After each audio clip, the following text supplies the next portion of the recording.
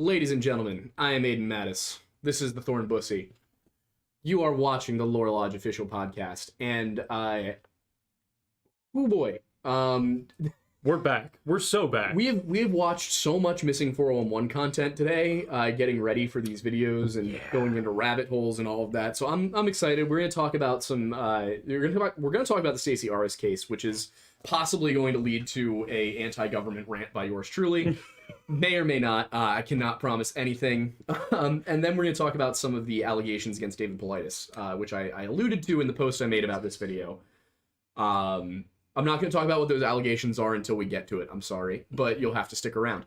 So the Stacy Arras case itself, however, is probably one of the first Missing 411 cases I, in particular, heard about. And it is also one of the most famous, partially because of David Paulides, and partially because it just doesn't make sense in a way that the others, it's almost the fact that there could be a rational explanation for this one. Yeah. And then it's just not available to the public if it is rational, or it isn't a rational reason, or it's something else and that's being hidden from us. So we've got to kind of look into that, and in most cases we can definitively say either, okay, there was a rational explanation for this, or there isn't. In this case, we don't know, and it's the government's fault. So I mean, that's where we're gonna go with this one. So strap in. Fasten your safety belts, ladies and gentlemen. We're going for a ride. Which consequently is exactly how Stacy Arras got to Sunrise High Sierra Camp. She went for a ride. Yes. She, her father, and 6 other members of their party who were unrelated to them but on the same trip were they were riding horses through Yosemite National Park, and they were on the High Sierra Trail, which is a very well-traveled, well-known, popular horseback and hiking trail. And they were a few days into the trip, and they got to Sunrise High Sierra Camp, which is at an elevation of about 9,400 feet. The average temperature in the area from the nearest station is about 70 degrees in the month of July. In some cases, I can get weather data that goes all the way back to the 1930s. This is not one of those cases. That's more typical of like New York City, Philadelphia, Washington, D.C. When you're getting out into the national parks, I mean, there's really you get a weather station whenever they put something there. Yeah, exactly. There weren't really a lot of good means of capturing the data, especially considering people just weren't there. Yeah, exactly. It's just, So in 1981, they didn't have a weather station, but in 1985, they did. And in 1985, it says pretty much 70 degrees, highs of mid 80s, lows of mid 40s during the summer months. And at this time, it was most likely 70-ish during the day, and then it could have gotten down to as low as 40 during the nights, probably closer to 50. So, yes, defund the ATF. Exactly, Kellen Data. You got it. You understand. You're vibing with us here. But yes, they were on the trail. And air quality, not a problem. Beautiful scenery. Great time. No bad weather this day. It was sunny. It was bright. And around mid-afternoon, Stacy and this is one of the perplexing things too. There is so much detail about a lot of these other cases. Aaron Hedges, we got so much detail. Tom Nessick, we know everything that he allegedly did that day. Of course, we also know after doing the documentary that the story we get about Tom Nessick is probably not the truth. And why is that? What do you mean? Why is that? What, you have thoughts? Say them. No. I just wanted you to give your little rant on that first. Oh, I don't really have a rant on it. Well, you know what I mean. Oh, yeah. I mean, well, what we basically the story you get from Paulides is that Tom and his family and a few friends went out to go hunting, and they went out hunting at a very weird time of day, like 10 a.m. in an area that they should have been. There should have been no problems, basically. This is a populated area. It's not, it's not super remote. Went down a 2-mile dirt road, and Tom's never seen again. We go up to investigate it, and of course, lo and behold, the community around there does not believe he was ever there. Yeah. The people involved in the search don't believe he was there. Yep. So, Tom's a bit of a different story, but with Stacy, there's very little detail. I couldn't find specifics on time. I couldn't find specifics on names of anyone in the party except for Stacy and her father.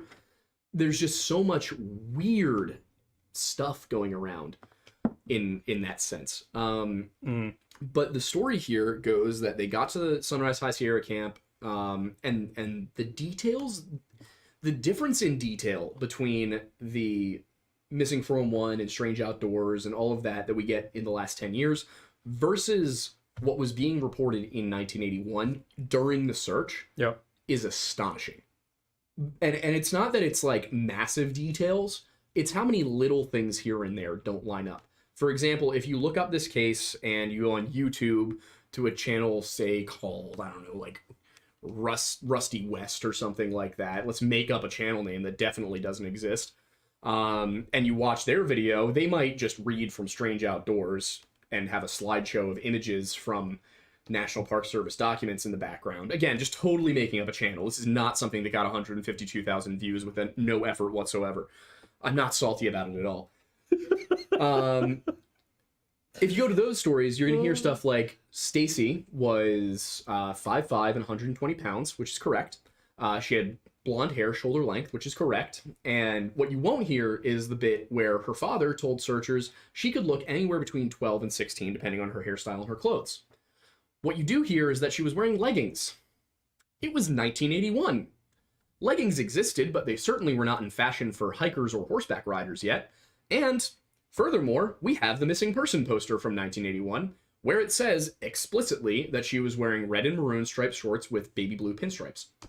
Why nobody bothers to read the missing person poster, I do not know. There is no viable reason that the missing person poster would have incorrect information. Why are you going to blogs and not fact-checking?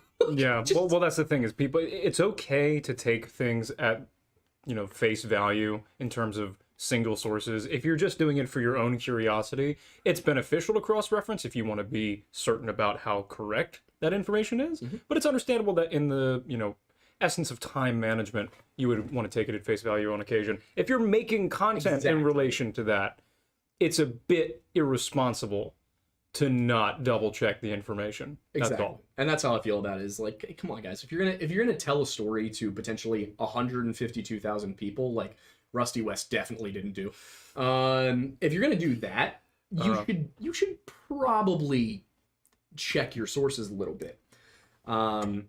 So in reality, what she was wearing was a white either jersey blouse, which doesn't make a ton of sense that you'd be wearing a blouse on a trip like this, or a t-shirt. That seems more likely to me. Yeah. I've seen both. She was wearing an off-white windbreaker. She was wearing her maroon and white striped shorts and flip-flops, as well as an upper and a lower retainer, a gold anklet, and if I remember correctly, blue dot earrings. I don't know what that necessarily means, but that's what the missing person poster said. It also said that she was carrying an Olympus camera, as well as a pack of cigarettes, perhaps, and chewing gum. Okay. So, all normal things for a 14-year-old to have, right? Yeah.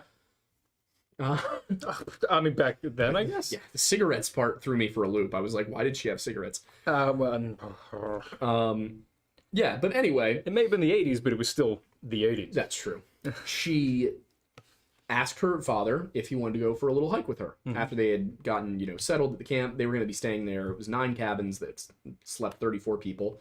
Was not in any way a situation where you had to worry about bears, mountain lions. This was a safe, well-inhabited area on the trail. Obviously not permanently. It was a trailhead. It was temporary establishments. But you had people going through there often enough, especially this time of year, that it just would not have been an issue. She asked her dad, and again, we don't have exact time frames on this, so anytime between 3 and 6 p.m., if we assume they're going on a short hike to take pictures. They're not going to be out after dark, and dark would be about 8:30 onwards. So he says no, but by the way, you should really put on some hiking boots if you're going to go for a longer walk. Flip-flops aren't going to do it. Yeah. So she changes into a pair of gray hiking boots and begins to walk off. And another one of the people from the group who was on the trail with them and all that, whose name is not mentioned in any of the reports from the time. Not a single news report I could find from 1981. By the way, outside of that National Park Service document I sent you, I had a very hard time finding any news articles about Stacy Arras. Really? Yeah, it was very, very, very weird. But this man, this elderly gentleman, sees her walking along and asks where she's going and says, oh, I'll come with you, I'll accompany you. And they walk, according to him, in the contemporary reports, for 20 to 30 minutes before he gets tired and says, I'm going to sit down, you go on ahead, I'll wait here for you. Yeah. Now, when you read the more recent stuff, specifically Missing 411 and all of the blogs that have just copied Missing 411 and distilled it into a shorter information bit, you get the story, A, that she was wearing leggings that she wasn't wearing. You also get that she was wearing braces. It was a retainer. What you get is that this guy's name was Gerald Stewart, and he was anywhere between 70 and 77 years old. Not 70, not 77. No, he's anywhere in between. In some cases, in one news article, it says that he's 72. But there's, for some very odd reason, no explanation of why his age is not standard. Did the National Park Service distribute this information to the reporters? If they did, all the reporters should have had the same info, right? Yeah, I mean, well, do we know whether or not the investigative individuals were able to speak to that person directly? I could not find information on that. All I know is that there are multiple newspapers with multiple news articles that list different ages for this guy. Got it. Yeah, it may just be, I mean, poor reporting back in the time period in which this was occurring, or it could have been that nobody actually was able to get contact with that individual specifically, so they had to make the estimation.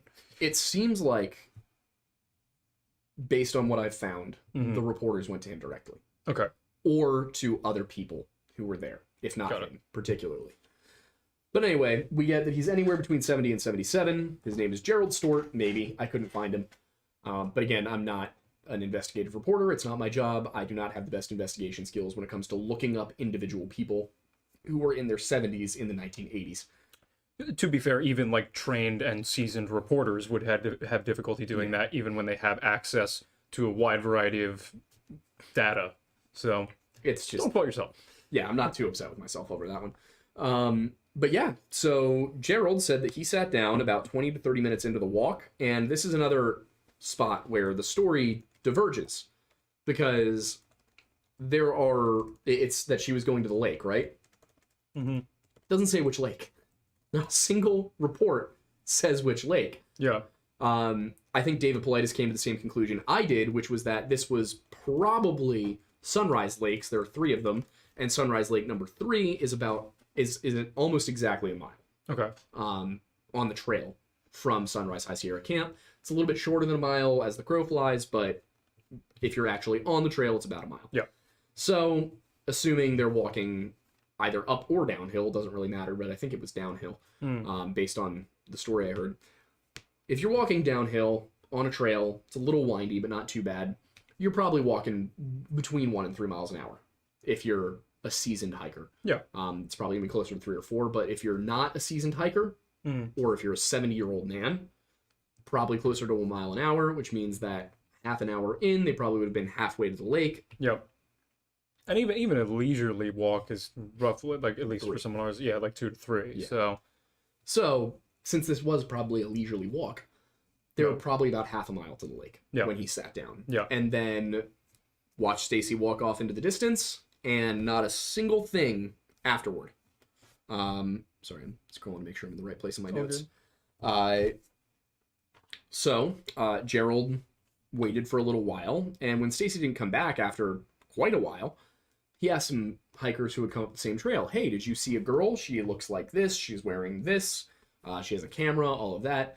They said, no, we haven't seen her. Yeah. So they immediately started looking, because obviously that's weird. So they went down to where she had been going, and they searched the campsite, and they searched around the campsite.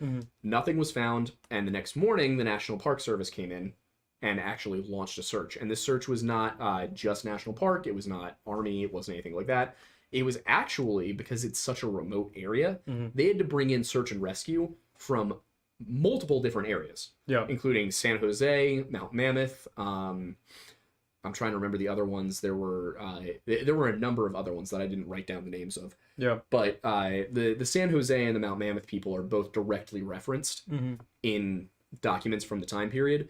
The San Jose group said that the terrain was extraordinarily difficult in some places, and they were climbing areas that they didn't think that Stacy possibly could have gone, but they had to check anyway, in case in a fit of adrenaline while running away from something, she had gotten up somewhere. They also narrowed the search area to 3 to 5 square miles, which included an area. Basically, they drew lines and were like, all right, here's where we think Stacy could have been, could have gotten. And not based on time, based on natural barriers, ravines, rivers, cliffs, things like that. So they found nothing. And when you say nothing, you mean genuinely nothing. I mean, 11 days, $50,000, 100 searchers, German shepherds, not bloodhounds. Yeah. You will read bloodhounds or sniffer dogs or whatever. If you look at any of the newer documentation of this case, I found one German shepherd. And it contrasted. It even said, unlike bloodhounds. Yeah. So I found no evidence that bloodhounds were brought in. And the thing is, if you look at the Dennis Martin case, right? That we talked about, where I had the documentation in front of me. Yeah. I had the entire case report from the national park. That is not available for Stacy. Weird. Yeah. So if I go to pull up the exact same documentation, I don't get Stacy.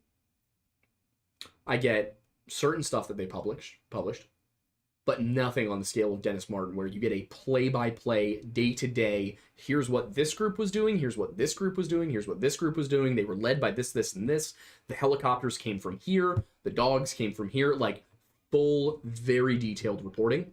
Nothing for Stacy. You get, I think the document I sent you had, 15, 20 pages? Most of them were newspaper clippings.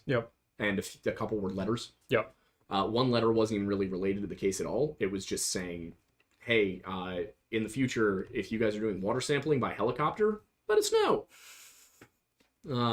Because we might need to tell our pilots about that. So, just, that's weird to me, that there's such a disparity in the reporting from the same organization, even if it is two separate parks. Why is the reporting from 1969 so much more thorough than 1981? We're talking about 12 years.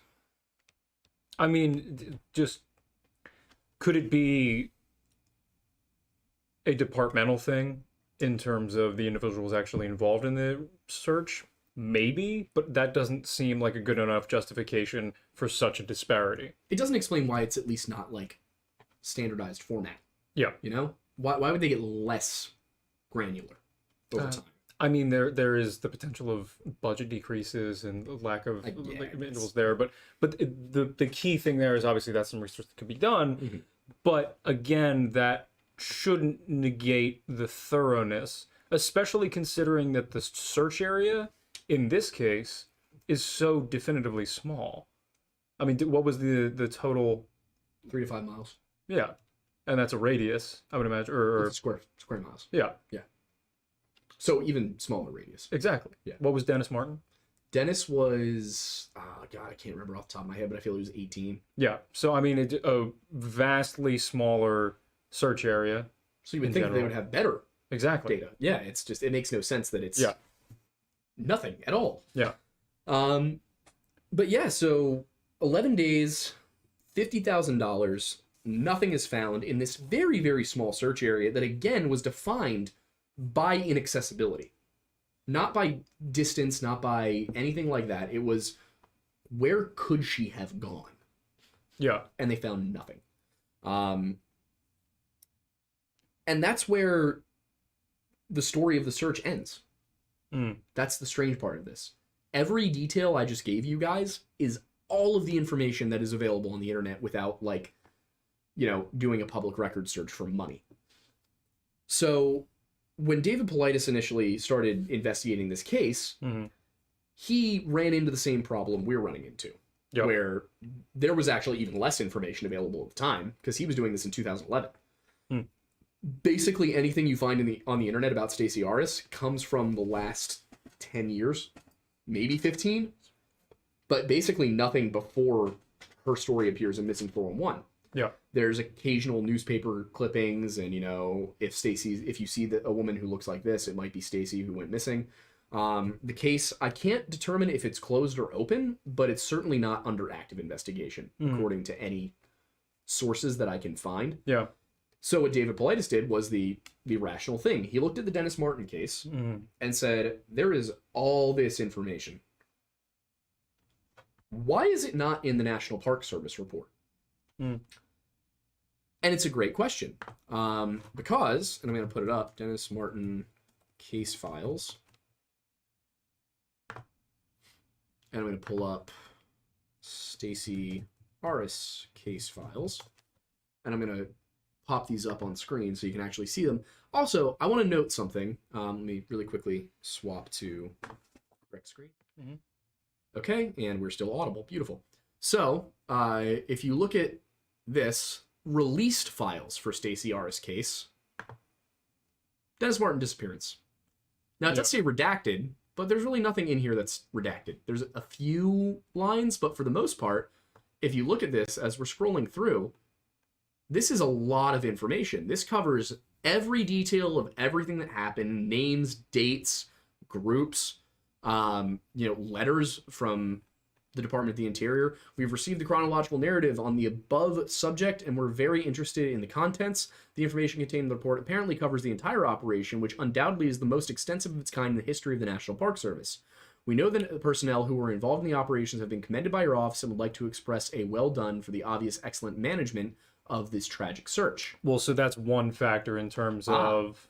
I know. This is the most extensive. It doesn't explain why the less extensive searches have less documentation. The search itself was extensive. But that's not even my point. Well, they also say the most well-documented. Apparently the Dennis Martin case specifically was essentially the gold standard. Yes, and it was the best documented in 1969. Yeah. But that just makes it clear. It's like that's the standard. I mean, that it was so remarkably well done that it was commended by people involved, externally, I guess. So based off of what we just read, it is not out of the realm of possibility that most of the cases that we would find would not be this well documented. Yes, but at the same time, it should be. Should be, yeah. Absolutely should be. But, a lot of things that should be. But my point in saying that was that this is what's possible. This is what we should strive towards. Exactly. This is what... The Dennis Martin case is what every National Park missing person case should look like. And honestly, it's what every missing persons case should look like. Yeah. This is how we should handle it when people go missing. This is a real crime. Not necessarily a crime, but a real problem for people that they go missing. And instead, we're enforcing laws against kids who smoke pot in their parents' basement. Yep. It drives me nuts what the government prioritizes. But Aiden, you can't make money from a missing person search. But if you look at this report, my point in pulling this up, it is 86 pages long. This was a shorter search. Yeah, what was the time scale in terms of first day to last day? I'm pretty sure this one was he went missing on, I think, the 17th or something like that, and he went missing on the 14th, and the search was suspended on the 24th, but they had wound down efforts long before that. For Stacy, 21 pages. Yeah, that's not a lot. And of those pages, the first 3 are pictures. The 4th is a picture. The 5th is a picture. 6 of the pages. So this is, in reality, a much shorter. This is a 15-page report. Now, 1 page is the missing person poster. 2 pages. This is newspaper clipping, newspaper clipping, newspaper clipping. I'm not even sure what this is. But you search through it, and it's just, this is the search area. Again, as you can see, really crappy Xerox from the 1980s. I'm not even sure what's supposed to be in these. Yeah, that is some horrible Xeroxing there. Yeah, I mean, what does that say on the side? It doesn't matter. Photographed by Randy Olson. What's the... Scuba diver takes break from search, resting beside Upper Sunrise Lake, and another fruitless. Yeah, point Okay, is, whatever. very difficult images to see, but this is now, what, 8 pages of this document that are just pictures? And then the rest of it is just newspapers? This is where we start to get to actual information about the case, right here. And you know what it is? We have, from the National Park Service, compared to Dennis Martin, look at this. Dennis Martin, this is National Park Service documentation of what happened during the case. Yep. Page after page after page of paragraphs of information. 21 pages, 2 of them are National Park Service documentation. The rest, this is the Mariposa Gazette. I wonder if we were ever going to do Sunstar. an Into Thin Air episode on this, if we would be able to submit a FOIA request, considering We don't have the money. I know, but if that's why I'm saying if we could get to the point where we could do that. It's funny that you mentioned the FOIA request. Because I was about to get to that. FOIA Stacy Arras.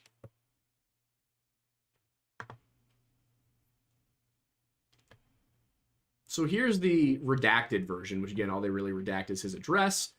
Gist of it is they say that after fully reviewing the issues presented in the appeal, because they rejected his FOIA request at first, the NPS properly invoked Exemption 7A. Now, what is 7A? Permits the withholding of records or information compiled for law enforcement purposes, but only to the extent that production of such law enforcement records or information could reasonably be expected to interfere with enforcement proceedings. David Paulides submitted this request 30 years after Stacy went missing.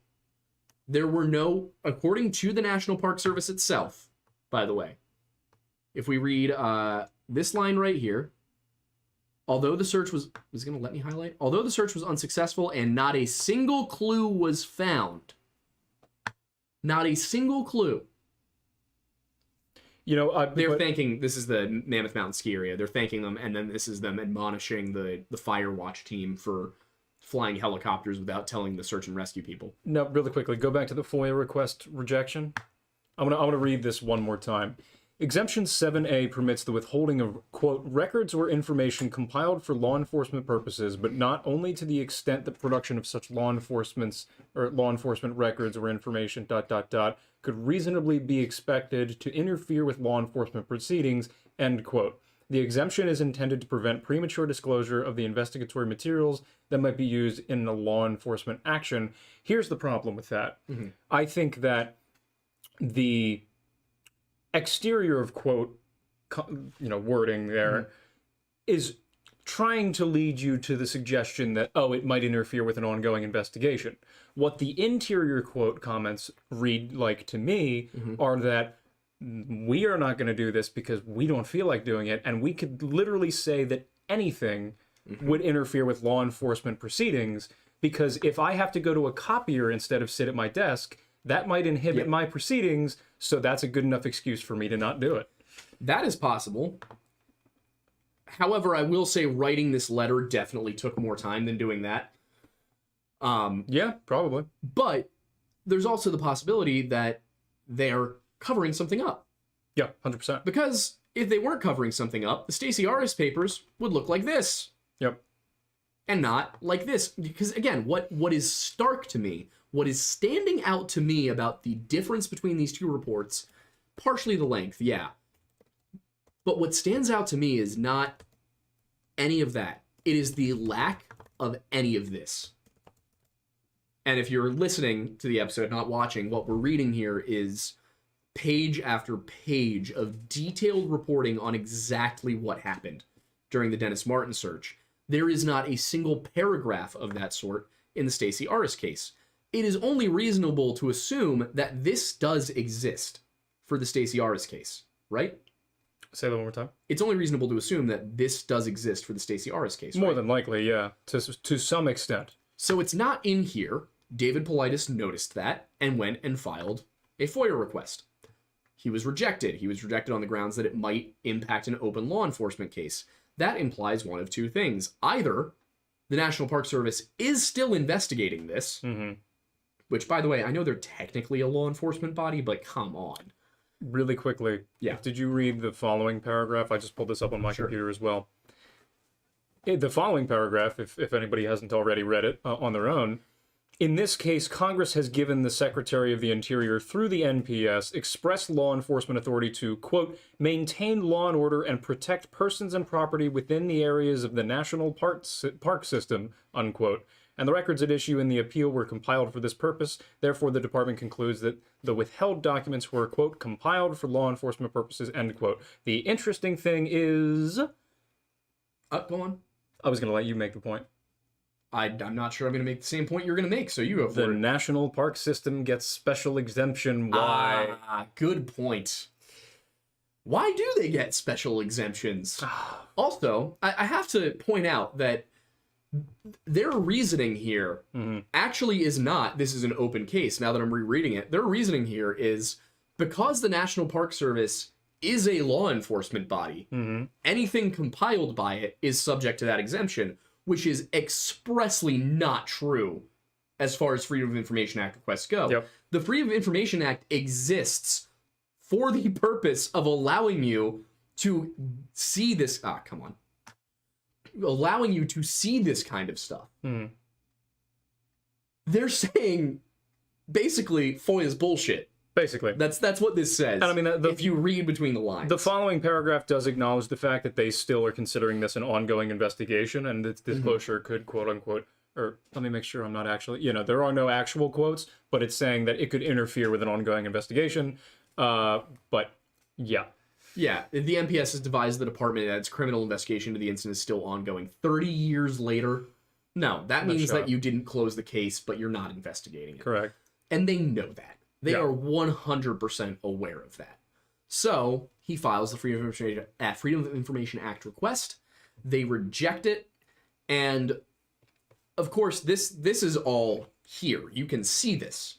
Now, Paulides claims that he then called the National Park Service to plead his case, and the lawyer he spoke to told him, you're never getting those case files, after he explained, because he was a police detective, after he explained why what they said to him was BS, they just said, you're never getting those files, and hung up on him. Yeah. Why? Why is the National Park Service not releasing those files? If Stacy was the victim of foul play 30 years ago, and they discovered legitimate evidence showing that, why was it not released? Nobody was arrested.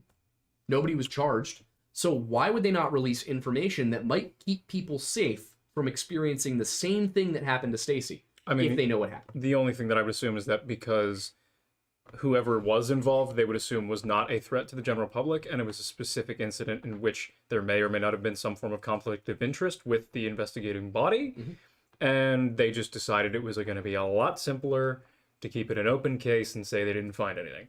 True, but that's illegal. Oh, it is. So... oh, it absolutely is. Also, especially because it's on federal land, which means that it's the most subject to FOIA. Yeah. Like, there is nowhere more subject to FOIA than a national park investigation. Yep. So it's just, like, the stuff you can get through Freedom of Information Act requests includes, like, details on military operations from 10 years ago. Like, you can get details on things that are a lot more important than this, unless this is a lot more important than they're pretending it is. Yeah.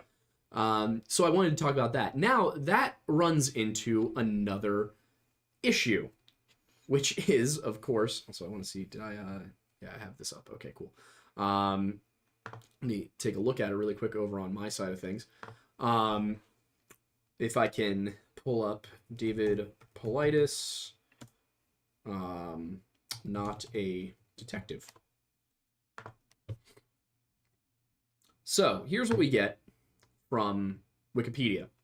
David Paulides is a former police officer who is now an investigator and writer primarily known for self-published books dedicated to proving the reality of Bigfoot and establishing the missing 411 conspiracy. Do you know why they put his Bigfoot thing front and center? To try and discredit him. Exactly. Yeah.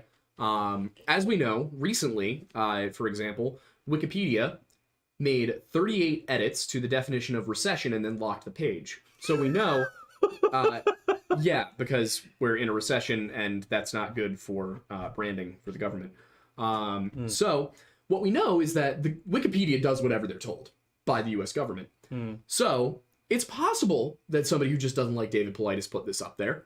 It's also entirely possible that the government told Wikipedia, you discredit this man right now. Also, I just realized we're still on that screen. Right, I was going to pull something up, but I'm not going to now because I basically just made my point. Point is, if you scroll through the David Paulides Wikipedia page, every single thing is phrased to make you doubt him. They do this to a lot of people they don't like. But in his online biography page, Paulides states that he received his undergraduate and graduate degrees from the University of San Francisco, and in 1977 he began a 20-year career in law enforcement, transferring in 1980 to the San Jose Police Department, working in the patrol division on the SWAT team, patrol and street crimes unit, and a variety of assignments in the detective division. While working as a court liaison officer in December of 1996, Paulides was charged with a misdemeanor count of falsely soliciting for a charity. So, a lot of people have claimed Paulides was never actually a police officer. The counterclaim is that his records were scrubbed on the orders of the FBI. Yeah. Both of these things are possible, but I find it's probably a lot easier to scrub records than fabricate a 20-year career that includes being discharged over a misdemeanor. Yeah. So, after leaving the police force, Paulides wrote books on the topic of Bigfoot, as well as disappearance of people in the national parks and elsewhere. These two things are not related. His work on Bigfoot and his work on the Can-Am Missing Project, the Missing 411 phenomenon, are not in any way related to one another. Yeah. There are a few videos in which he makes subtle implications that Bigfoot could be responsible, but the fact of the matter is, these people are going missing. Yeah. That's happening. They're going missing. So, everything is an attempt to discredit him. Yeah. I've experienced the same thing. I've had people tell me that, like, particularly in cases like with Mom Millennial, where they tell me that, oh, well, you talk about the Wendigo, so you're not a reliable historian. Yeah. At least I believe in the existence of Rome. There is nothing more ironic to me than somebody telling me that because I talk about, like, folk monsters, I'm not a credible historian, but the woman who denies the existence of Rome is. I just think it's interesting considering this is my view on that whole scenario. Not necessarily the millennial thing, but more specifically the discreditation of you in terms of some of the topics that we cover.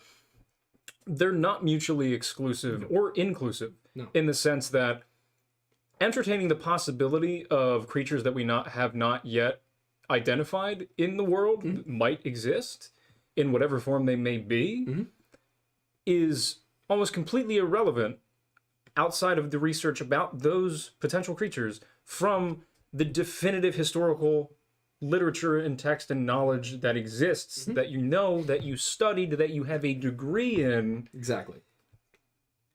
It's just wild to me that people will conflate things like that. Yeah. Like, also, somebody who has a healthy degree of curiosity is not somebody to try and discredit on things. Like, it's just stupid. Huh. But yeah, so at the end of the day, what happened here is that David Paulides, whether he is a fraud or not, that document that we just read from the United States Department of the Interior, that's a real document. There is enough of a trail showing that the National Park Service stonewalled this investigation that it makes asking questions completely valid. Yeah. It's just so incredibly strange. But again, along the line of things that are strange, it was odd that they said a camera lens was found in the Missing 411 documentary, but there's no mention of that by any of the reporters. Yeah. Now, I don't care what the hell any of the National Park Service people say. What I care about is the fact that the reporters didn't get anything. At the end of the day, I think this is not a case that we're ever going to get answers to unless somebody from the Department of the Interior leaks the case files.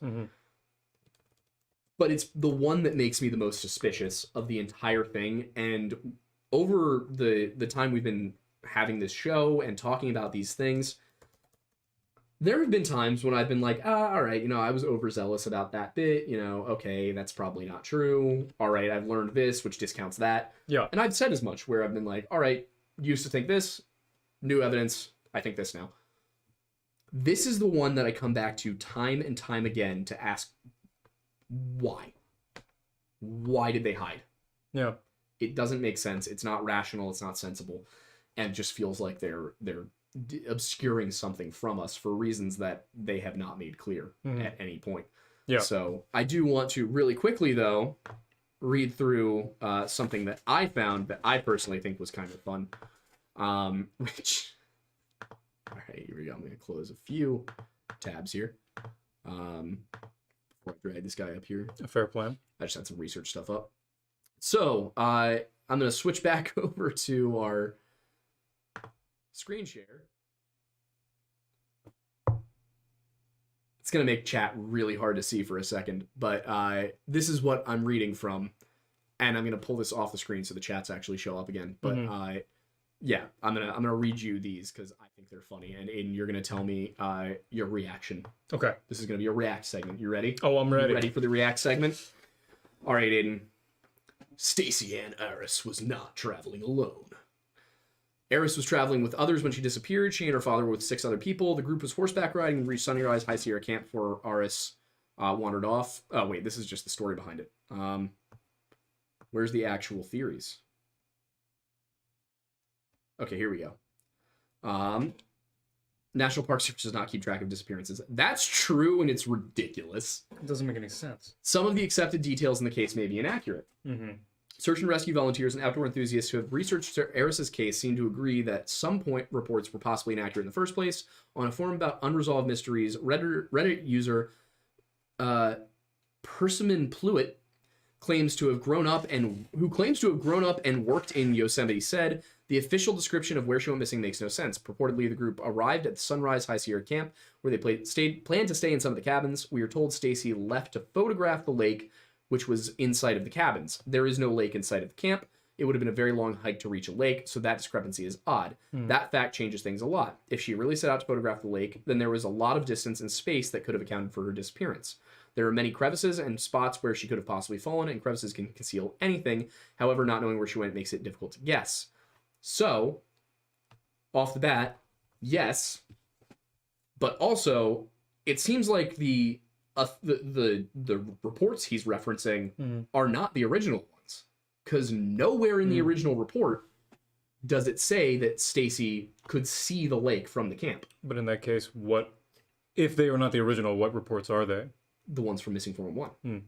So that's them trying to point out discrepancies is causing discrepancies that further complicate things. Yeah.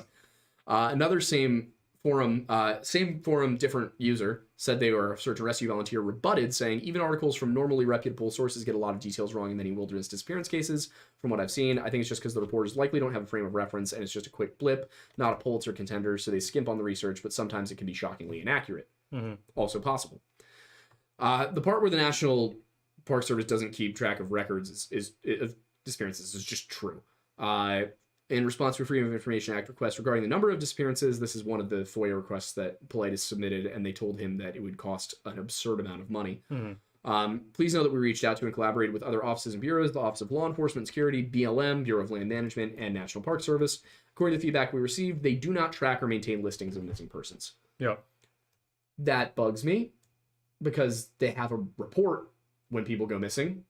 It is not hard to just put that report on a list. You don't even have to do it. You could automate it. Be it missing persons report generated, automatically goes to the list.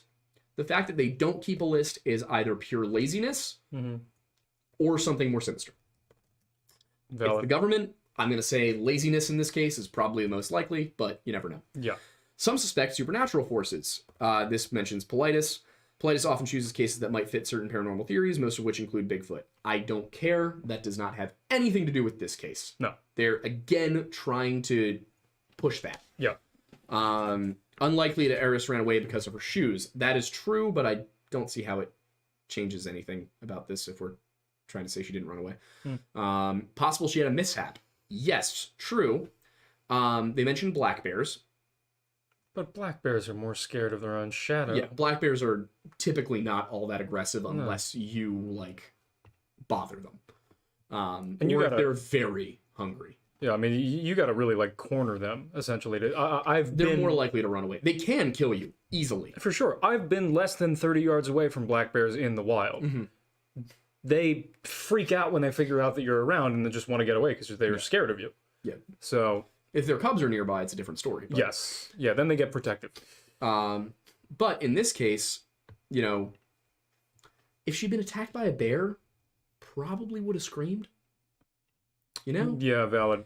Also, she was 14, not 5. She knows not to go near a bear. Yeah.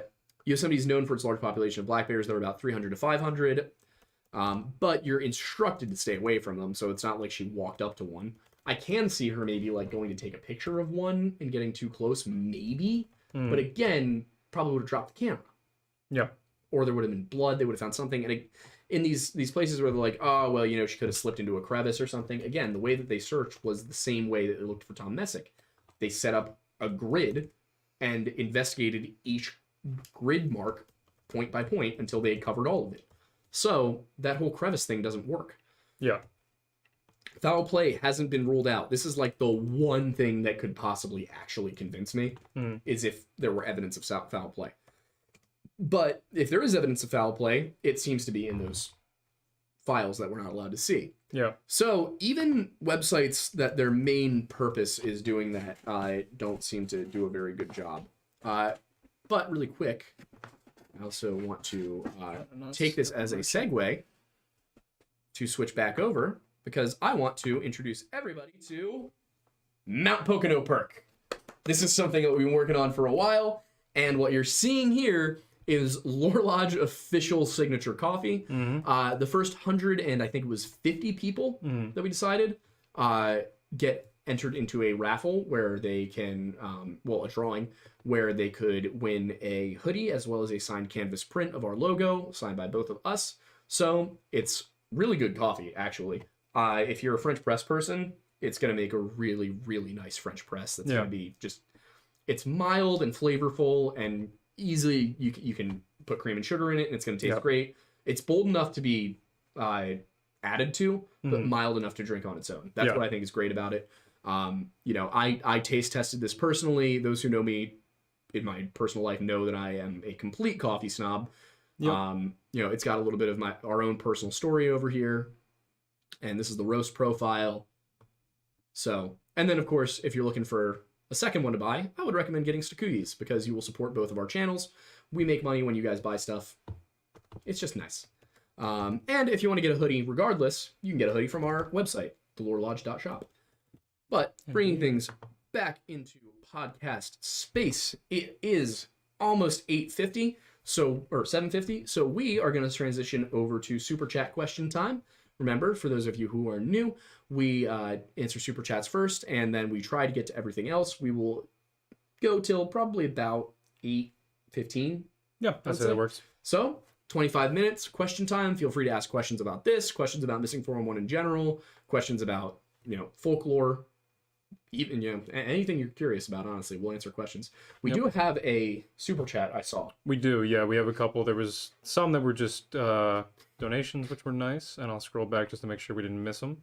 I can only go back a certain way, so if I don't get you, let me know. I think I can get to it. There we go.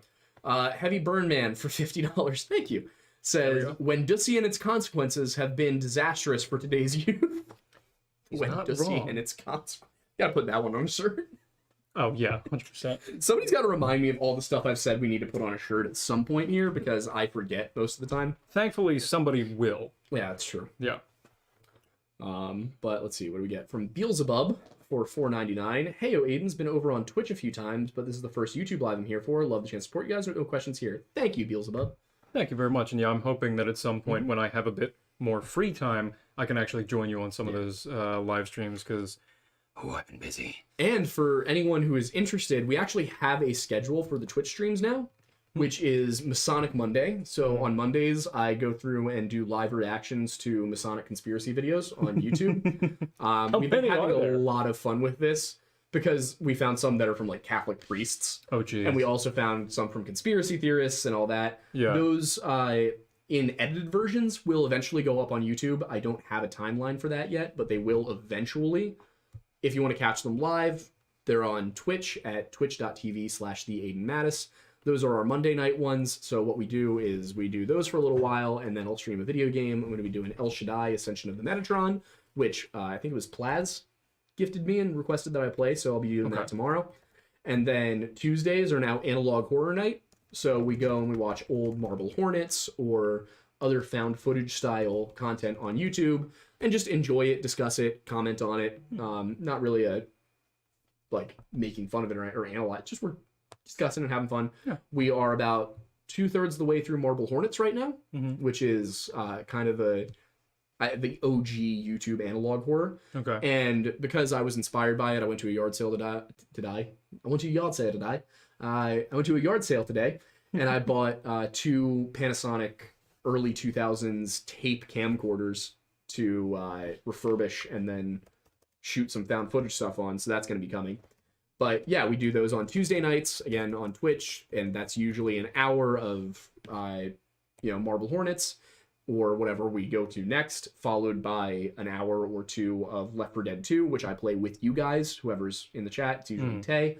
And a couple of other people like Contractor and whatnot. And then Wednesdays are going to be a more chill, straight video game stream night. I usually grab a couple of my friends. We pop on some Modern Warfare, play some Rebirth Island or Resurgence or whatever. Yep. And enjoy that. And that's really, you just get, that's just typical Twitch gaming streams. There's no folklore content. That's just me and my buddies being me and my buddies. I would definitely be down for a Wednesday gaming stream because I don't know how applicable I would be for the other two. Yeah. The only downside is that, like, if you bring me into Warzone, I will bring you into lobbies with a 0.1 KD. You understand that's exactly what I want. I know. Like, I could solo a 0.1 KD lobby. I know. I haven't played Warzone in a while. I haven't checked my KD. Last night I dropped a game where I went 11-5. But more importantly, I dropped one where I went 6-0. No, and nice. we won. That's nice. We had 2 wins last night. One I went 6-0, and the other one John and I each got 1 kill. Yeah. And our we were doing duos. Yeah. Our 1 kill each was the other remaining team. No, that's awesome. We were absolute rats the entire game. So yeah. All right. Pelly Guy says, Aiden, you're doing great, but Aiden, you could pick it up a little. I don't know which one is being addressed. I think that was intentional. I have a feeling... Neither of our names were spelled right. No, I was going to say, they were both incorrect spelling, which is, it's fine. It's fine. I'm not salty about it, but it's fine. No, I'm kidding. Yeah. I have a feeling the first one would be related to you. The second one is probably related to me. No idea. Yeah, now they're just going to start doing an Aiden versus Aiden thing. God. How do you feel about the fact Oh, that... no, they are doing it. Oh, yeah. How do you feel about the fact that our name is essentially our generation's version of John? Stop it. Am I wrong? We're better than that. I know we are, but... We're not Johns. The salmon quote on a T. Yes, you're right. I do need to. Salmon quote? Salmon quote. Can somebody recite the salmon quote to me really quickly so I can? What is the salmon quote? Actually, I'll write it down on this one that I keep. Oh wait, is that where you were talking about? I don't. You would have to like just really want to be a salmon or something. Or what? I was talking about Enoch, and somehow we got. To yeah. And do you have a pen? Can you pass me a pen? There's got to be one. There's a whole here's thing of some. Oh yeah, there you go. Now I'm remembering. I was wondering. Somebody's got to tell me what the quote was. I was wondering when this happened, then I realized, oh, that's right. It was in the video I edited on Friday. Shit. My favorite is when they combine like a transformer. What? Referring to the Aiden. Okay, so unifying. If angels come down to Earth. Oh, jeez. Still waiting on the Magic in Our Hearts shirt or sticker. Oh my God. That TikTok really didn't get as much traction as I would have expected. I know, it to. Right? It felt like the kind of thing that was stupid enough to go viral. But it does. But that just is the nature of viralness. And, Magic in Our Hearts? Yes. All right. There's a chance of becoming a salmon. There's a chance of becoming a salmon. Yeah, just as an FYI, for our plan for the Drunk History is probably average once a month, and we're planning to release those primarily on Patreon because Patreon and YouTube members. And YouTube members, yeah. And eventually the website once I have time to actually, because we want to play nice with YouTube's algorithm. Yeah, and partially to give you guys an idea of what is going on at the Lore Lodge right now, due to recent changes in our viewership, we are much closer to being able to go full time. Now, that also means that we are well aware that we need to work a lot more on this channel and its associated social media.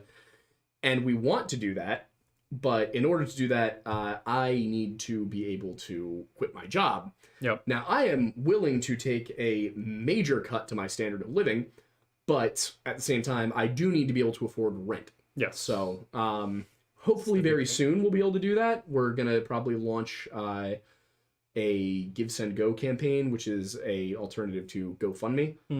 They take a much lower percentage. Well, that's nice. So, I prefer that. Yeah. But so we're probably going to launch a Give, Send, Go, and then for Into Thin Air, maybe a Kickstarter. I'm not sure, because the reason I'm not using Kickstarter for Lore Lodge is that you need to give people back something tangible. Yeah. Like, you have to choose a tangible project, like a film or a series. So, if we're hopefully we get to a point soon where I can at least go part-time with my job and use and spend the other 20 hours a week doing Lore Lodge. Yep. Instead of doing what I currently do right now, which is work 40 hours and then work another 20. Yeah, that's not great. Will you guys ever get a full live Drunk History? I would do that on Twitch. What? I don't know about live. If it's just me talking. I mean, yeah, I have no control over that. You're more than welcome to make that decision. I got it. I can behave on Twitch. Sure. How much did you cut out? I told you, it was at least 20 minutes. Oh my god. Yeah. Hence my suggestion, maybe not live. I'll write it. We'll do it live. It's for context, it's nothing overtly bad. It's just like sometimes you don't want everything on the internet. That's fair. Valid. Yeah. And it's and like, it was you and me. Like, yes. It's like we riff, we joke, we have fun, but like fully understandably, sometimes when you are drunk and you make jokes, they're not always the best jokes. Yeah. So true. Oh boy. But yeah, we can see about it. I'll train myself. I'll start drinking and ranting, and you'll just grade me each time. And we'll see an You're just gonna record yourself doing drunken rants, send it to me, and be like, "Watch this. Tell me about it in the morning." What do I need to cut? Yeah. And then I just text back like 3 hours after I wake up, and I'm just like, everything. Somebody said, CTT6199 said, I can behave. He in fact cannot behave. I'm just imagining. I mean, this is basically what Lore Lounge was, though. Yeah. Was Kat and I drinking and going. Yeah, but the thing is that Kat served as a good Kat's a much better mom than you are. Yeah. I'm the uncle that just like hands you the bottle rocket. Yeah, you're not meeting my kids till they're 15. Purely just because of the fact that their life expectancy would thoroughly decrease if they, knew me. Just from pure stupidity. I'm way too much of a guy. Lore Lodge D&D when I would love to. I cannot run a D&D campaign, and my friends who can are camera shy. I've only ever played one game of D&D. It fell apart immediately. The other issue with doing a game of D&D is I have absolutely no idea how you would broadcast that. Twitch? I did it on Twitch. No, I mean room size. What do you mean? Oh, it's usually like or at least from what I did. Oh, no, we're not doing virtual. Okay. We're not doing virtual D&D. That's fine. I want to be able to reach across the table and slap you with a gauntlet. Can we get an Archie plushie? I have absolutely no idea how to do that, but I want to. Yeah, now we have to. Yeah. Speaking of the boy, he's just at my feet. Yeah, Archie, you want to come I have been doing my best to not run over this man with the wheels of this chair or my feet, the entire time. There he is. Now I can. He was so lean in a excited bit to more. join too. Look at the camera. Say hi. What a We champion. brought the boy. Oh, the Lore Lodge guys being dudes. No, that's the Lore Lounge. Lore Lounge is guys being dudes. Yes. Lore lads. Lore lads. We Lore. got a lot of lords. lodges and lads and lores. We got the Land Lodge. The land lodge. Yeah, Yes. got the Land Lads, which is my private gaming server. Oh, somebody bought the mug. Thank you. What do you mean by what do you think of mountain lions in PA? Like, do you think? I don't think we have them anymore. I'm not sure if we do. I remember that they're supposed to be extinct in Pennsylvania, but there's a possibility they're encroaching back in from states where they weren't extinct, like West Virginia. Mm-hmm. Well, Rich, I believe. Yeah. When we were up in. Yeah, he said he'd definitely seen a couple in New York. Yeah. So if they're south and north of here, I would imagine there's probably some here. I'm sure they're probably functionally extinct, like to the point where you're not going to see one. Sorry that your mother spelled your names wrong. No. I'll have you know it was my father who spelled my name wrong. And to be fair, ours is actually the correct Irish spelling. So. Well, actually, no. It's oh, somebody also bought a T-shirt. Oh, somebody's buying stuff. Thank you, guys. Thank you. That's so nice. But yeah, the Irish spelling of Hayden. Becca said, Mattis, you are a Nittany lion. I am ashamed. Becca, you know the Nittany lion story. You know it's not about actual lions. You are also a Nittany lion. Yeah, like, okay, so the story behind how Penn State got its name was they were playing the Princeton Tigers in baseball. This is the traditional story. And they were, the Tigers players made a comment about tigers and, eating the Penn State players or whatnot. Mm-hmm. And a Penn State player said something along the lines of, you guys are tigers? We got Nittany lions. You got nothing. Like, something along those lines in the early 1900s. Yeah. It's probably apocryphal, but that is the story that we go with. Got it. But no, there have not been mountain lions in central Pennsylvania for a very long time. But I did want to point out, Aiden is the anglicized version of Aiden, which is spelled Aodhan. Yeah, and the one with E is the Americanized version. Yes, E is the American. No, wait, real quick. Look up the origin of the name Aiden. Okay. Origin of... Oh, okay, wow. Irish mythology and Gaelic roots, where Aed was a Celtic sun god. The diminutive Aiden means little fire. Mm-hmm. So our names mean little fire or warmth of the home. Yes. I have met female Aidens. So have I. Different spelling, though. The ones I met had R's. It was weird. That's right. I did meet one with the same spelling. It was weird because I was with friends and we were out and I introduced myself. She introduced herself as like Sasha or something like that. Mm-hmm. And I was like, "Oh, my name is Aiden." And then her and her three friends just started giggling. Mm-hmm. And I was like, "Okay." And they was like, "Oh, is it really?" And I'm like, "Yeah." And they're like, "Okay, cool." And I was like, "All right, great." 2 hours later, I think it was at some party or something. 2 hours later, she comes up and she's like, "You can't tell this to anyone, but my name's actually Aiden." And I'm like, "Okay." And she was like, "Yeah, it's just I just go by this name or whatever, but you just can't tell anyone. But I wanted to let you know." And I was like, "When was this?" Cool. I was several months ago. And I was just because then she just I was like, "Cool." And I think we talked for 5 or 10 minutes and then, just separate ways. But I was just like, why would you just not, A, why would you not go by your normal name? B, I mean, I appreciate that you were willing to acknowledge the fact that you are actually named Aiden just because my name is also Aiden. Was there alcohol involved in this story? I'm sure there was. It was at a party, yeah. Okay. Quattro said, out here in Cali, my campus had a few mountain lions. I have definitely heard there are active mountain lions in California. Oh, yeah, no, absolutely. Out west, 100%. Yeah. He also said, I'm going to be at James Madison U in Virginia this fall. Well, good luck. Nice. If you're starting your college experience, I'm not going to say anything because I was not a role model for anyone in college. I will give some unsolicited advice. Everclear should not be drank straight. Correct. In life, you always have to compromise a little bit in order to, live and have fun. Just don't do anything that compromises who you want to be. That's all. Have fun. Before you do stay true to anything, yourself. think, would Aiden do this? And if the answer is yes, don't do it. Correct. Or you might end up like me. Or me.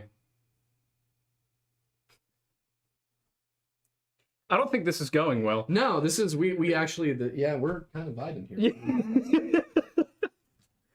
Do not let the jovial attitude fool you. I hate my job. Not this one. Not this one. This is the thing he looks for. This is what keeps him alive. Yeah, what we're doing right now is the thing I enjoy doing. Yeah. Oh, good Lord. California has enough of a lion issue that if they allowed hunting, it would be popular. Instead, Forest Services hunt them privately. What else do they hunt privately, might I ask? Might I ponder? Might I query? I hate that I just did that. Might I query? Yeah. Oh, wow. If you're about to start college, do the opposite of what Aiden did. She says that like she didn't screw up her first year of college too. I'm not going to comment on that. You couldn't live with your failure. So where did it bring you? Back to me. Penn State. Well, yeah. Just Pennsylvania. Yeah. It's where we all end up. We're going back That is not in to the reference. Commonwealth. Yes, that is not in reference to your current situation, by the way, considering that was an upgrade. Yeah. So. Oh, Pennsylvania is absolutely an upgrade over the Midwest. Well, yeah. What's an? So. What's the question gonna be? No, I realized I was gonna ask the question, but I immediately realized I've already Googled it, and I know that the answer is not really that important or that like much of a differentiation. What was it gonna be? It was just gonna be, what is the real difference between a commonwealth and a state? And the fact of the matter is like there's really not that much of a one difference anymore. Yeah, exactly. And then I was gonna, just make a comparison between Pennsylvania and Massachusetts, and then I was like, I don't really want to, because I don't really want to like talk about that. so I just didn't. Sometimes my brain asks questions and then immediately is like, I already know that answer, or I just don't feel like it. Can we get Goodwill Edward on a T? What does that mean? I'm not sure I know what that means. My brother in Christ, where the hoe's at? Adam? Is that also something I said in that video? I think so. Again, I cut out about 20 minutes. Drunk Bible was a bad idea. On YouTube, yeah. Whew. It wasn't even supposed to be. There were a lot of points where, a lot of it, what I cut out was just me speaking or Kat speaking, and it was usually followed up with, there's a lot of blasphemy going on here coming from your mouth. It was fun, though. Now I need to look it up again. What is the difference between The state and the Commonwealth? Because I can't remember now. Oh, the distinction is in name alone. Okay. Was there? There's got to be one.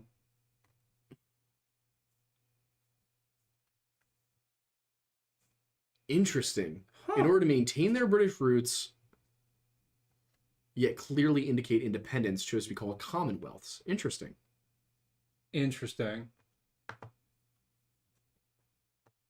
Of course, it's Pennsylvania's flag. So I guess calling themselves commonwealths was essentially relatively equivalent to when people who were born and raised in America say, "Oh, I'm Irish." Mm-hmm. Saying that as a person guilty of doing that. Okay, so they just took the old form of state because state was the new term. All right, easy enough. After the Revolutionary War, having a commonwealth and a state name was a sign that the former colony was now ruled by a collection of its citizens. Vermont and Delaware also use the term commonwealth and state interchangeably in their constitutions. Oh, this is why there's both a Virginia State University and a Virginia Commonwealth University. Interesting. Whew. Wait, hang on. Which?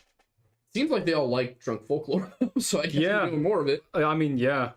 It is only going to be available behind a paywall, though, because they're probably going to get worse. 100%. Especially when I'm not self-censoring myself as much as I was able to do that. But if I'm not self-censoring myself because I'm talking about a sensitive topic like the Bible, if I'm just talking about goblins, it's going to get wild. Here's the problem, is that we were born and raised in the internet era, and we were both on the internet a lot as kids, so our senses of humor, at least for me, I won't speak for you, but my sense of humor is generally very dark. So that can get people into trouble. Y'all would definitely do something strange for a piece of change. What? I don't know what that means. I don't know what that means either, but I like the rhyme. Okay, Beelzebub, you're in Gilbertsville. That's why it's mid. Isn't Gilbertsville like not that far away from where we currently are? I think so. Look it up. Pull it up. I think you might be like 30 minutes from us right now. Probably. I'm pretty sure Gilbertsville is like near Douglasville, right? That sounds right. Like, it is. Oh yeah, it's near Boyertown, so it's up north of Boston. So it's like an hour away. I don't think it's even that far because let me see. Let me pull it up. I'm pretty sure it's not nearly as far. Yeah, it's no, dude. That's like. Oh, it is. It is 30 minutes. Yeah, I was gonna say you're not far. If you want to come down to Phoenixville this week and grab a drink, I am around. Yeah. Or if you're not old enough to grab a drink, if you want to grab a burger, I don't know. Coffee or something. Coffee, yeah. Steel City's right there. There we go. But yeah, you're actually not far from us at all. Oh, okay. So the thing I said after that was my brother in Christ, who is Christ. With my brother in Christ, who is Christ, going on a shirt with the Adam byline is actually pretty funny. Oh yeah. There were a lot of good. The problem is I can't remember what I kept and what I took out, but there were a lot of funny things in there. It was the uncensored version. Oh god. No. See, here's the problem: is because most of that's incriminating to me. Oh god. In the sense of just. History Dice says, careful not to dox yourself, guys. He said dock yourself, though, and that means something different.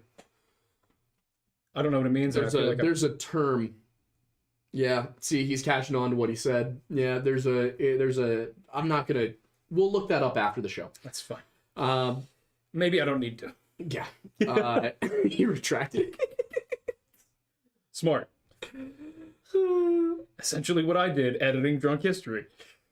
Can we have a National Beer Olympics, please and thank you? I think Pennsylvania would make top 4 in that. In what? National Beer Olympics for how much you can drink. Who do you think would make one? Probably like Wisconsin. I was going to say. Pretty sure Wisconsin is the most alcoholic state in the country. I'm going to say Alaska.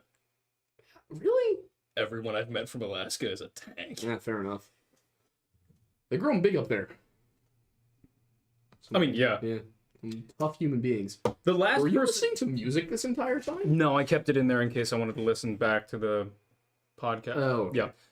No, the last person I met from Alaska is a guy named Gavin who, what was he doing at the time? It doesn't matter. If anybody watches Yellowstone, he looks almost exactly like Rip Wheeler. We met up with him in Montana. We went bar crawling, and the first drink that we got together, he said, "You guys ever done a steak shot?" And it's a shot that tastes like a steak, and it tastes like a steak. And it was great. Oh, and he's also had like 13 concussions from playing hockey because he was an enforcer. Oh, that's right. He was coaching a hockey team at the time. It's going to be after the shows. We're just going to look up docking and watch Shoresy. Not look up Shoresy and watch docking. That will not be happening. I don't know what this means. But you will. Oh, I'm scared. Oh boy, Patrick McKenney for $99.99. Thank you so much. Thank you very much. Love what y'all do. Hope you can go full time. Well, thank you. Is definitely the dream to one day be full time at this. That is the goal. Yeah, I'll likely split as long as I can because I think that's feasible. But y'all sleeping on Texas, tisk tisk. Yeah, I was gonna bring up Texas, but like it's changed a bit. It has changed a bit. And I'm not sure the statewide capacity to retain liquor. Florida is the new Texas. It is. No Louisiana for the Beer Olympics. Oh, I'm assuming you're saying Louisiana should win. I think he's saying Louisiana should win. I can see it. I think Louisiana would probably be top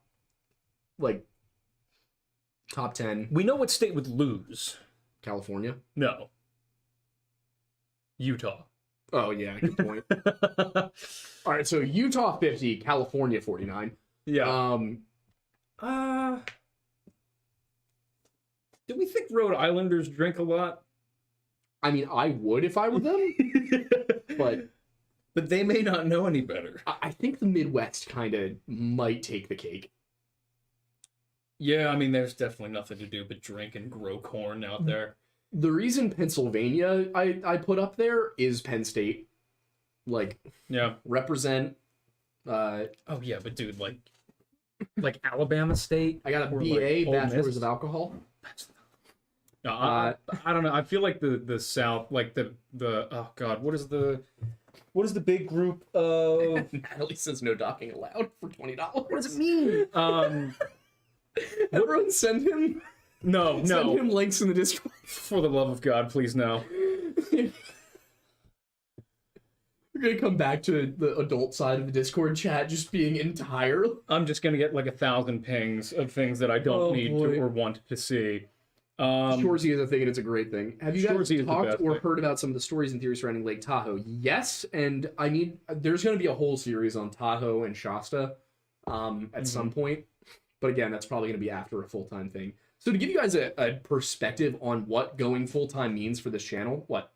Hang on a second. We have to address a call out here from History Daddy before we get into talking about the new layer of the channel. Oh, do you say the British Isles thing? Ryan. No. Sir. First of all, he's been to London. Correct. And he lived there for a while. Yes. So I think, how'd you do? The size of the drinks are not the same. Yeah, you seem to... If you order a pint here, you're probably going to get a 20-ounce drink. Yeah. Also, our shots, a single shot of liquor in the United States is 50 milliliters. I don't know about England, but in Ireland it's 25. Yeah. Oh, real quick. Oh, Jesus God. You were very wrong about California. Really? So, Mama Thornbury, or Mama Thornbussy, I guess, technically. Oh, good God. Never again. Never again. Too late. Sorry, Mom. Has done the research for us in terms of the top, well, we have 14 here, of states. By Madison, they'd have come up with Pussy. Yeah, that would have been bad. Yeah. Yeah, these are the top 14 alcohol-consuming states. Pennsylvania is number 9, I'm gonna say. No, higher than you would expect. Really? But guess what's number 1? What? California. What? With you know what? I'll be honest. If I lived in California, I would also be drunk all the time. They have gallons overall. Want to take a guess? All right. Well, wait a second. Is this by net consumption, not per capita? Then that doesn't count. Fair. But just for the sake of curiosity, California is number 1 with 81.2 million. Pennsylvania is number 5 with 25.2 million. And Wisconsin's on there in 14. North Carolina's at 9. New Jersey's at 10. New York's at 4. Illinois is 5. Florida 3. Texas 2. So if it was F1, on the podium today are California, Texas, and Florida. All right, 10 states with the highest per capita are New Hampshire at number 1. Interesting. Delaware, Nevada, North Dakota, Montana, Vermont, Idaho, Wisconsin, Colorado, and then South Dakota. Okay. I love that both Dakotas are on this list. Yeah. I also... That's just sensible. Nevada makes sense. I'm surprised we didn't think about that. Yeah. Yeah. All right, but to get back to Super Chats really quick. Yes. Caitlin Kennedy for $5 said, I nominate North Carolina for the Beer Olympics. We started on moonshine. Beer is light work. Let me just explain Penn State to you real quick. Let me just do this. We had a Beer Olympics. Sorry, a crate race, sorry. A crate race between 2 clubs. The clubs will go unnamed because there are people in them who might actively become politicians in the next 5 years. Wait, what? Sorry, I've just... Yeah, hang on. But anyway, we had a crate race. 2 teams of 15 people, 2 cases of beer, 2 boxes of wine, and a 5th of Jack Daniels. Our team finished in 15 minutes. It's a lot. Yeah. And then continued to drink. Yeah, I went home. don't read the last super chat, but yeah, got it. Thanks. So it's been explained. Yeah, thanks, Kelly. Nice. No need. Megan from Ireland says, "Hey, from Ireland, love your work. 100% drink a lot over here, or drink a lot here." Yes, Bella. Yeah. I was also in Ireland, and I did feel very much at home. I love it. I actually I know another O'Malley. I'm Just comment. Just saying. I Okay. know another O'Malley. as soon as you said O'Malley, I thought of O'Malley the Alley Cat from the Aristocats. Yeah. Oh my god, throwback, dude. Oh yeah. Potential spam from Lambertville, New Jersey. Nice. Fun. I was gonna be talking about something before we got here. Oh yeah, you were going to talk about the updated schedule. Right. Updated schedule. Yeah. So, us going full time does not just mean you're getting a video on Friday and a video and a podcast on Sunday. Yeah. Us going full time means longer Twitch streams earlier in the day. Mm-hmm. It means at least 2 days more of content per week. Yep. Because we would be doing at least one story time, which would be one of us or both of us narrating something either from Reddit or something that we've written or from any other probably go back and paranormal board. Yeah. Like we used to do last summer before we both got too busy. So there'd be one story time narration, and I may or may not be able to bring in some fun guests for that, who are fun. also much bigger narrators. Nice. But yeah, I might be able to get a couple of cool guests for that. And then so that would probably be Wednesday. That would go up. We will be adding in the Masonic Monday videos as edited together and posted to the YouTube. So you're getting, if we go full time, if one of us goes full time with this, you're getting at least 2 more videos per week. Yeah. And then on top of that, I will have time to write. I will also have time to work on other projects, which means that you'll be getting more frequent installments of the various serials that we're doing. I have an entire world that I'm building for these serials that is going to involve short stories all set in the same universe that are going to be little vignettes. So you guys will be getting those as written content. And then, of course, once those are written and posted, they will be narrated. We will also, of course, do more patron exclusive stuff, but that's already being paid. But my point is, if we get to the point where we're bringing in the kind of money we need to bring in, which is, I would say consistently the channel needs to be at like $4,000 a month, probably. After taxes, probably. Yeah, after tax. So we're not far from it, but we are. My point is to say we are not far from at least one of us being able to go full time with this. Yeah. It's just a matter of getting there, and then once we do, it is going to be content. Yeah. Like I will be on Twitch 3-4 times a week at least. There will be 3-4 recorded and edited uploads to this channel every week. It would be a lot. Plus, it would allow me to do some work with some other channels that we've been wanting to collaborate with, but we haven't had enough time to do so. So it would equate to us going from the Friday video and the Sunday podcast to this being more of the production studio we envision it being. Yep. And I know I've said this for ages, but I really do genuinely soon hope to put out the monthly Thornberry Thursday things. I have multiple video outlines, not complete, but in the works. I'm trying to figure out which one I want to do first, and it really comes down to what's going to be timely in relation to the topic and also my workload. So I am actively working on it. It's slow progress, but it is progress. When will Spotify be updated? Damn it, I forgot. Oh, god damn it. I knew I forgot something. Tomorrow. I'll do it tomorrow. I promise. I will get at least a few of them up tomorrow. How much would it take for you both to go around the country in the black Camaro hunting for paranormal entities in state parks? Probably less than it would cost for either of us to have an apartment. Yeah, that's the downside. That's the sad part. But I don't know. In terms of actually doing the Into Thin Air documentaries, that would cost. That would be a lot. We'll probably do Kickstarters for those. Yeah. Unless we're in talks about something. That would be big. Predatory House Elf. Just a clarification. That engine would not be swapped out for anything other than a less energy efficient one, or fuel efficient one specifically.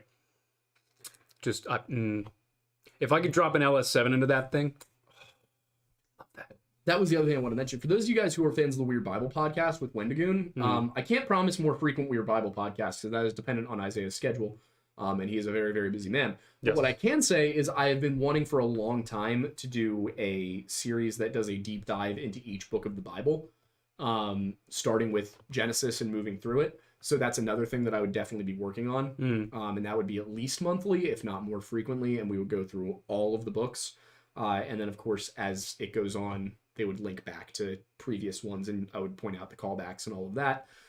So even if you're not Christian, it would be a good way to learn about the religion. And then, of course, I would love to do that for other things. I'd love to bring back History Hut. All these different things that we've been wanting to do that we just don't have the time for.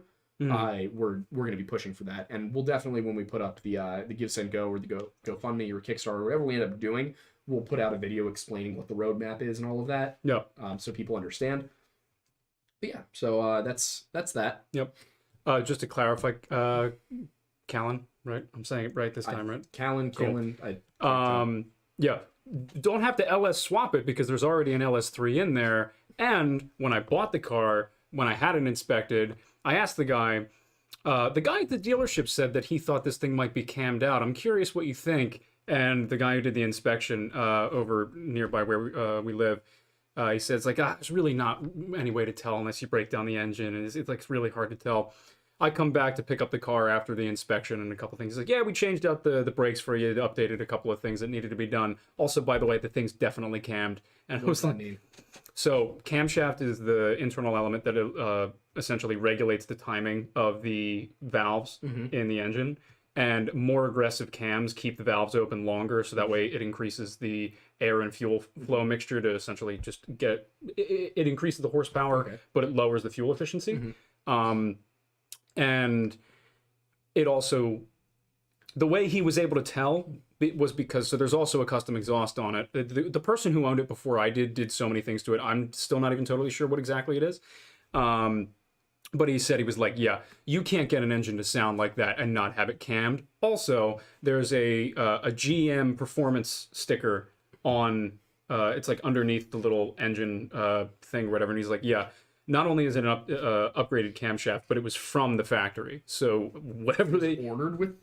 Yeah. Wow. So whatever the person that bought this car, they really had no care in the world for fuel efficiency. Not at all. And they also there's an upgraded cold air intake. It's just there was a custom sound system put in, but I mean I need to upgrade. Like the speakers are blown to hell. My car has a better sound system. Exactly. Yeah. I put it in, but I just haven't had the time or ability to do it yet. To respond to that really quick, thank you, Predator House. Yes. I absolutely should do a VeggieTales watch party. We'll do it in Discord. If you're not in the Discord, the link's in the description. North State, when and where is the LS Fest? I found out there's a modern muscle car meet that's happening next Saturday in Pottstown. I'm very curious to go because they have a mobile dyno set up, and I really just want to figure out what the HP of my car is considering all of the upgrades, and I have no idea. Considering stock, it's 426, but it could be anywhere between that and 600. You were so close to blazing it. What? Only if it only was a little bit less. Yeah, but I clamshaft. Hashtag clamshaft, Caitlin says. Clamshaft. What? Yeah. Pumpkin Bear 7 for $2. Are you doing anything to do with Louisiana myths? We have done a video, at least on TikTok, on the Rougarou. We'd probably work that in for the next folklore video. I feel like there are some interesting things specifically within Louisiana. Yeah, somebody sent literally a list of like paranormal entities state by state. I have it pulled up right here. So I'm basically just going to go through this thing and do all of them. Because as you guys who saw the, our post yesterday, I think might have been today, we're now doing much more structured. Like one week a month is going to be missing 411, one's going to be folklore, one's going to be cults, one's going to be I forget what the last one I said was. But yeah, so for example, we've got our Stacy Arras video coming out on Friday, and then after that is going to be a video on the Leshy, which may or may not have a very special guest. And then our video on the Heaven's Gate cult, which may also have a very, very special guest. You know who it is? Can you make an assumption of who it is? Which one again? The Leshy? No, Leshy is the I'm not gonna say who it is just because she hasn't admitted yet. Yeah, no, but, I know that one, but what was the Heaven's Gate one? It's a cult. Who would be possibly working with us on a video about a cult? Somebody who's done videos on perhaps a large, floating molecular structure made out of water. that goes deep into the ocean. Oh, okay, got it. Yeah. That's where I thought you were leaning, but I wasn't sure. So yeah, no. So we're he might be helping if he has time. So hopefully, if not, it's fine.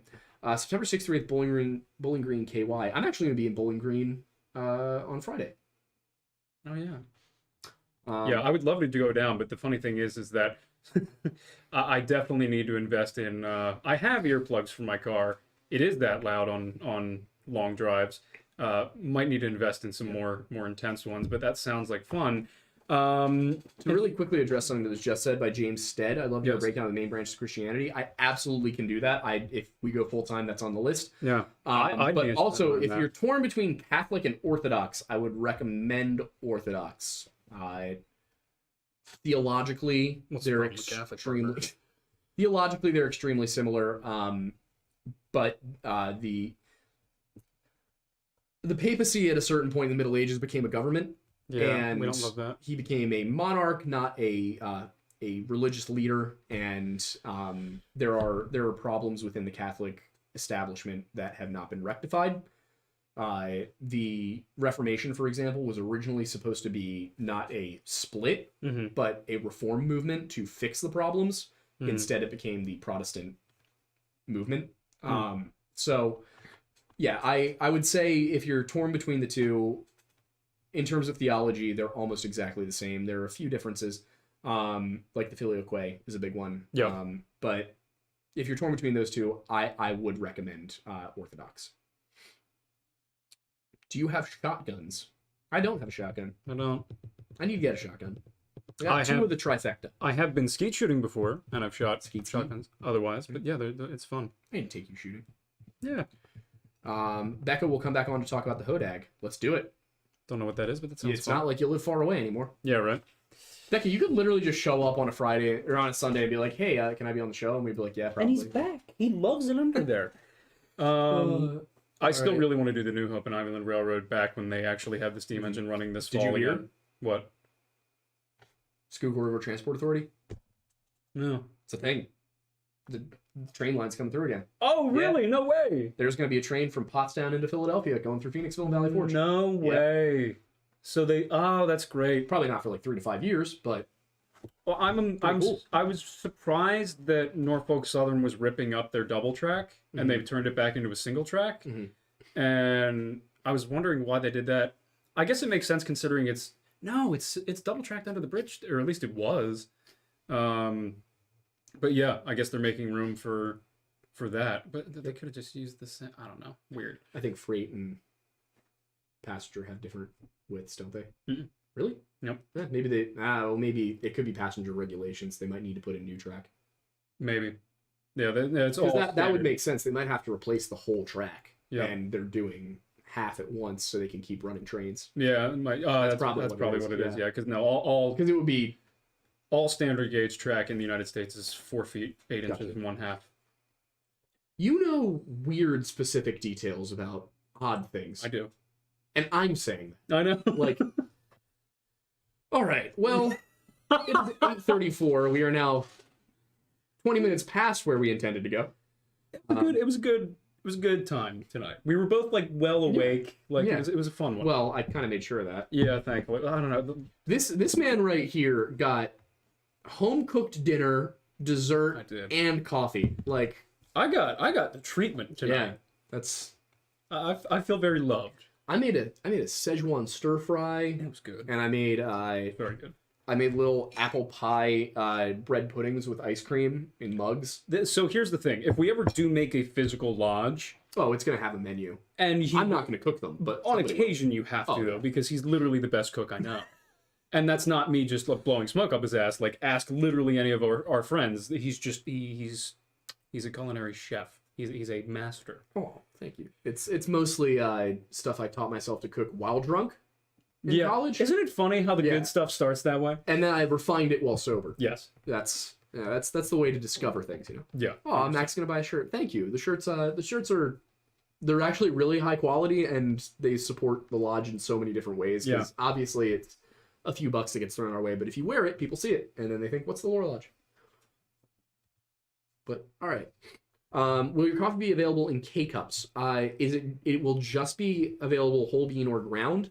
You can get it ground for drip, which if you do that and you get one of the mesh reusable K-cups, that's all you need to do. There you go. So yeah, it will be, you can put it through a Keurig, you just need to get one of the reusable Keurig cups. All right. Princess Firefly just sent us $1. Thank you. Thank you very much. All right. That's an evening. That's the night. Yeah. Thank you guys so much. We will have another video for you posted Friday at 3 p.m. now. Yes. Because YouTube told us that's better. Yep. And we'll be back again on Sunday to talk about the Leshy and Slavic folklore. Should be fun. Yep. All right. Thank you guys so much. We'll see you on the next one.